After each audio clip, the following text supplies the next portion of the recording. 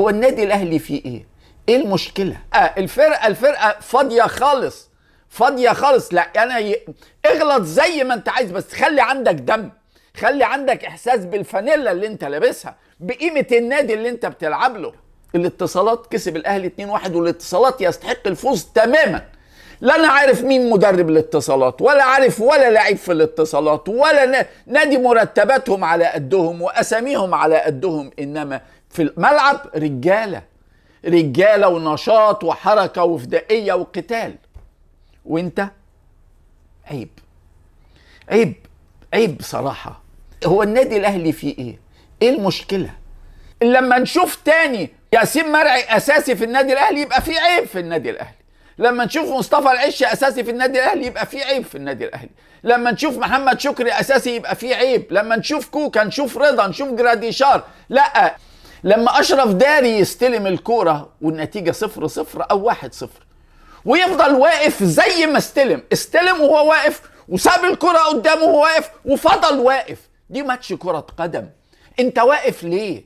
انت مستني تعدي الشارع فواقف؟ مستني حد من اهلك يجي يسلم عليك؟ احنا في لعبة كرة قدم فيها حركة، فيها جري. تستلم وانت واقف وتفضل واقف، وفين لما تمرر الكرة ومحترف وبتاخد ملايين الدولارات؟ لا، ما تلزمناش. احنا عايزين اللاعب اللي يتحرك، عايزين اللاعب اللي عنده دم لصالح النادي الاهلي. نفس الكلام طبق الاصل على نيش جراديشار اللي انفرد في الدقيقه 7 انفراد تام بالمرمى، وطاهر جنبه يديله الكره، طاهر يدخل ماشي بالكره الجون، يدخل ماشي، ما رضاش يبصيله وشاط بره وضيع فرصه من اسهل ما يكون. بيقبض بالدولار بأمارة. الناس دي عندنا ليه؟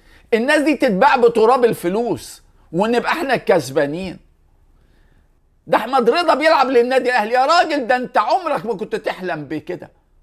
ولا هنا الكرة تجيله زميله كده، بدل ما يديها له كده لا بيعملها بوش رجله الخارجي تقوم طالعه اوت، وزميله بينه وبينه 10 ياردات. بس ليه ما يعملهاش بوش رجله الخارجي؟ ليه ما يقولش ان هو حفلوطه؟ اتحفلت يا بابا. لاعبين مش عارفه انها بتلعب للنادي الاهلي، مش حاسه انها بتلعب للنادي الاهلي. حاجه لا يمكن حد يصدقها. ازاي اللعيبه اللي شفناهم النهارده ممكن يتواجدوا مع النادي الاهلي تاني في الموسم الحالي؟ ازاي؟ الاهلي الفريق الوحيد من بين كل انديه الدوري الممتاز اللي خسر من نادي درجه تانيه في كأس مصر في دور ال 32.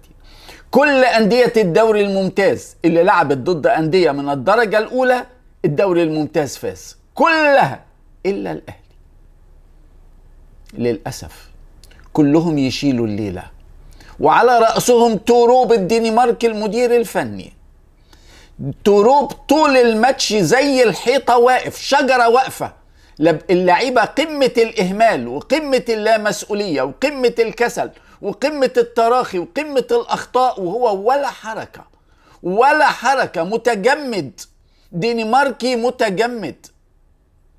أما اللاعبين فالمباراة بتاعت النهاردة ضد الاتصالات اللي الأهلي خسرها 2-1 تقريبا شهادة اعتزال وشهادة إنهاء عقود للاعبين النادي الأهلي جرى وراهم. لما تتفرج على أكتر من 100 دقيقة وأحمد رضا ملوش لعبة واحدة صح تستغرب. مش ده اللي الأهلي جرى وراه؟